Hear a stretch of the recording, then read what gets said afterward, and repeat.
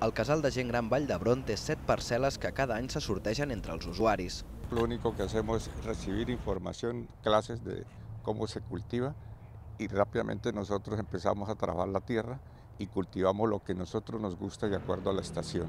Per exemple, ara a l'hort hi podem trobar cols o enciams. Procuramos también hacer asociaciones. Asociaciones quiere decir que hay plantas que son compatibles de que estén plantadas juntas unas con otras. En cambio hay otras que no, que se rechazan. Expliquen que hi venen 2 hores diàries, paguen una petita quota anual i els donen el material i l'aigua per regar que s'aprofita directament de la pluja. Cuando llueve, cae de arriba y cae al pozo este. Un cop per setmana, els dimecres reben l'assessorament d'un tècnic especialista. En principio no es recomendable, pero también la agricultura 2 más 2 no siempre son 4.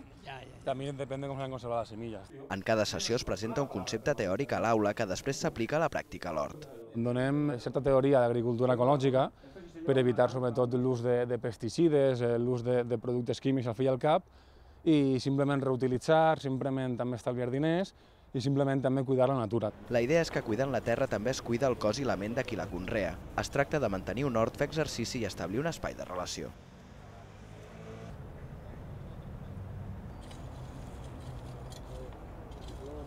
Por el mal tiempo que tiene.